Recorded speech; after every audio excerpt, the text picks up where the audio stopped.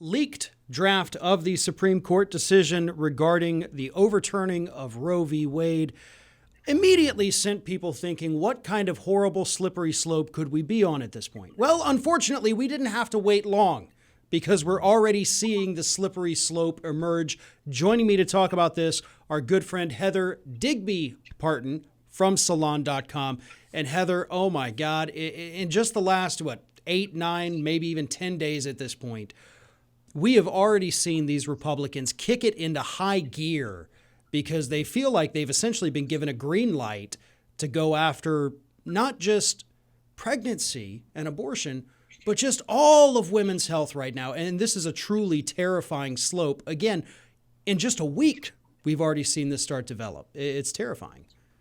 It is terrifying. And we've seen this sort of growing over time. I mean, there have been things going on in the past where you've had these trigger laws that have been put into place over the past couple of years. There've been this kind of, acceleration of the idea of there being no exemptions for rape and incest. I mean, these things have sort of been coming along. And of course, once the announcement was made, those people, unlike the people in Washington who were kind of walking around very kind of delicately trying to figure out how the best way to deal with this, because they do know that those people may be dancing in the streets, their base, the other side is also be energized and mobilized by this as well. So they've been worried about it. But the activists and the people who are working in the states, which is where all the action's going to be, if they do end up overturning Roe, which really looks like they are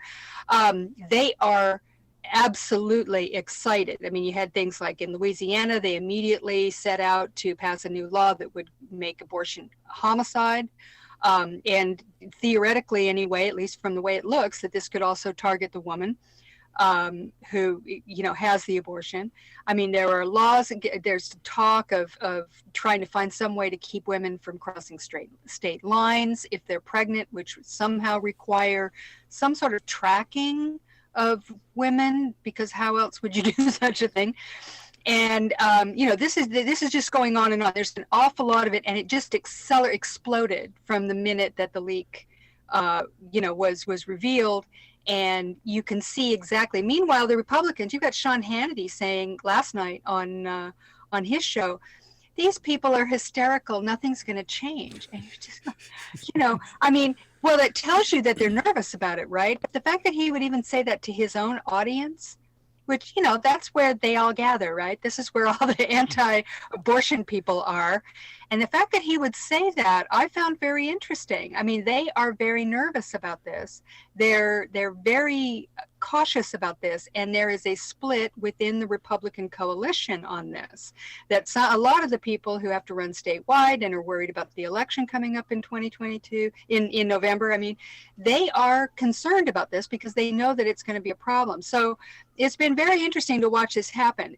Democrats and pro-choice, pro-abortion, abortion rights advocates are absolutely right to be up in arms and upset, because this is happening. It's happening all over the country. It's happening in all these red states. And you can bet that there's going to be lots of pressure put on people, even in blue states, if only the additional pressure, the financial pressure of trying to accommodate people from all over the country who are going to have to come there to get abortions and other reproductive care. So this is a very, very volatile situation. It is. And, I did a live stream, immediately after this, decision was leaked here. And the thing I mentioned at the time, I said, you just watch.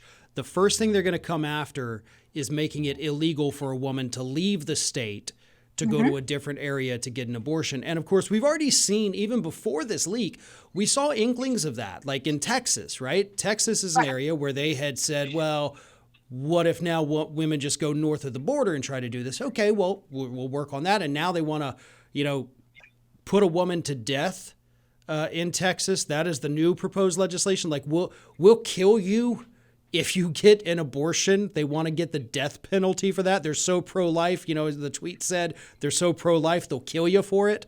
And that really is what we're dealing with here, because they don't care about women at all.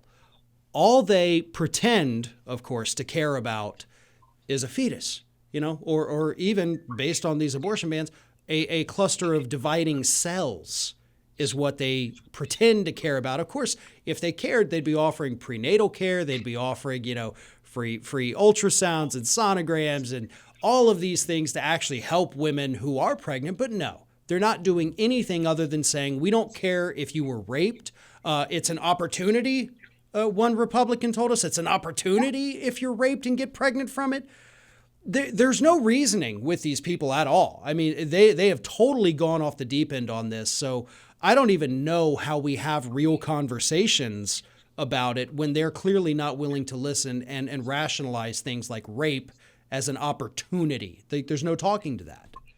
To get this full interview and access to the complete Ring of Fire podcast archives, sign up at rofpodcast.com and become a member.